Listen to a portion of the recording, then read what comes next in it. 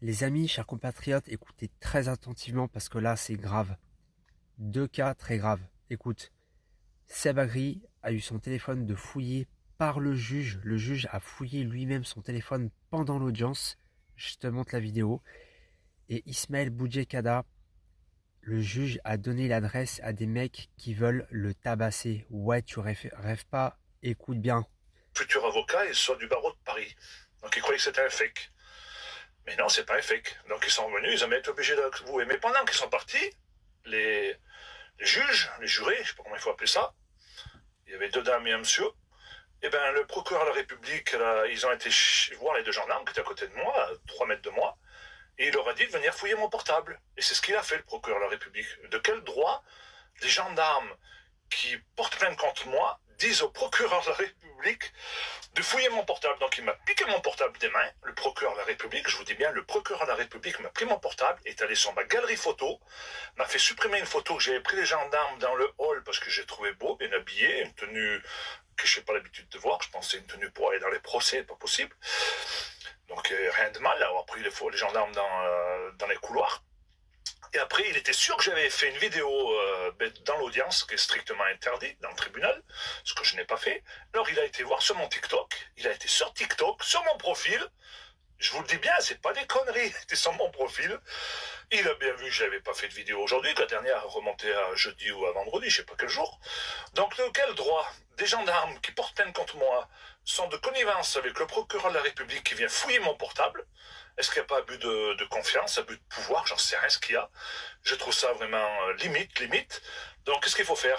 Il y en a qui me disent, tu devrais porter plainte contre le procureur. Mais sauf que le procureur, c'est lui qui met les plaintes au panier ou pas. D'ailleurs, moi, toutes mes plaintes, j'en ai déposé une dizaine, elles ont tous été au panier.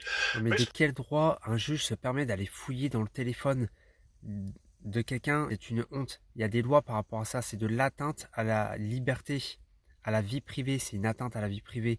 Ça, c'est encadré. Il y a des lois. Il peut pas le faire comme il veut. C'est pas parce que monsieur est juge qu'il peut tout faire. Non, non, ça se passe pas comme ça. Et vous voyez, c'est parce que Seb, il dit des vérités. Hein, il dénonce les francs-macs, les sions, et du coup, ça dérange. Attends, regarde l'autre vidéo sur Ismaël. Gros, je vous explique, lors de mon dernier procès, le juge il a trouvé utile de donner mon adresse à celles et ceux qui me menacent de mort. Hein, plus grand des calmes. Suite à la diffusion de mon adresse par le juge lui-même, eh bien, il y avait, et c'était assez particulier, plusieurs drones au-dessus de mon domicile. Sauf que, aujourd'hui, le facteur vient à ma rencontre, me donne une enveloppe de main à main, et voilà que je découvre une lettre qui me menace tout simplement de manière très claire à mon domicile. Donc je suis bien évidemment parti, comme je le fais à chaque fois, de déposer un nouveau plainte, et donc il y a eu du relevé d'empreintes, c'est pour ça que je les mets encore toutes dégueulasses. Et donc bien évidemment je me suis constitué partie civile, et il s'avère que la personne qui m'a menacé a fait des erreurs de débutant. Donc on va la remonter très rapidement, on a déjà un petit doute sur qui est derrière tout ça. Et je tiens à dire également que j'ai déposé plainte contre tout le réseau Balance ton antisémite, Ligue de défense juive, etc. qui ont jugé utile par ailleurs de me doxer et d'inscrire mon nom sur un missile de l'armée d'occupation. Mais vous voyez, si en fait ça leur provoque des hémorroïdes, mes publications, au point d'essayer de m'intimider, au point d'essayer de me menacer jusqu'à chez moi, eh bien c'est peut-être qu'au final je frappe très juste. Et c'est même pas peut-être, c'est une certitude. Donc bien évidemment on ne lâchera rien, bien évidemment on va les faire condamner un par un, et puis petites schmettas qu'ils sont, bien évidemment ils n'ont pas pour habitude de signer leur courrier, mais comme je l'ai dit, les erreurs de débutants, parfois ça coûte très cher et ça peut faire très mal, et là ça va faire très mal. Enfin, pour celles et ceux qui veulent m'apporter leur soutien dans le cadre de ces dizaines de milliers d'euros de frais de justice qui s'imposent à moi face à ce que j'appelle un djihad judiciaire des sionistes et de leurs alliés, je le répète, plus de 40 procédures intentées à mon encontre, plus à côté bien évidemment les procès que moi je lance pour me défendre. Eh bien je vous invite à aller faire un tour sur mon... Non mais ce pays, c'est quoi? C'est du délire, c'est une dinguerie, c'est plus possible. Faut quand même savoir que Ismaël Boudjekada, quand il était revenu d'Algérie, à son arrivée à l'aéroport, les flics directs l'ont interpellé, garde à vue, machin, c'est du n'importe quoi. C'est un député, hein, Ismaël Boudjekada, d'accord? Donc, vous voyez la gravité d'où on en est aujourd'hui en France, quand il y a des alerteurs qui dénoncent, qui montrent les vérités, voilà ce qui arrive. Mais il faut savoir, pour vous, les hauts placés, les juges, etc., qu'à un moment donné, il va falloir vite se calmer et faire très attention. Parce que les Français voient, écoutent et entendent. Et quand la colère profonde va surgir, c'est la terre France qui va trembler, d'accord?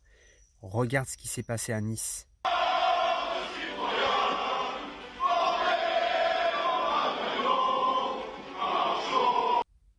Voilà, viens l'enlever mon drapeau, hein, le message est clair, ça vient de commencer à Nice parce qu'on en a ras-le-bol, hein, que le drapeau français soit tout le temps souillé, ok, que il y ait des mecs là qui viennent à l'Elysée pour faire des fêtes, hein, Anouchka, moi j'ai rien contre les juifs, il n'y a pas de problème, ils ont le droit de faire la fête, mais pourquoi on enlève les crèches et eux ils viennent allumer les bougies à l'Elysée?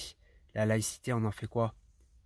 C'est la France aux Français, c'est les Français qui commandent ici parce qu'ici c'est chez nous. Donc maintenant, à bon entendeur, donne-moi ton avis en commentaire, like et partage cette vidéo.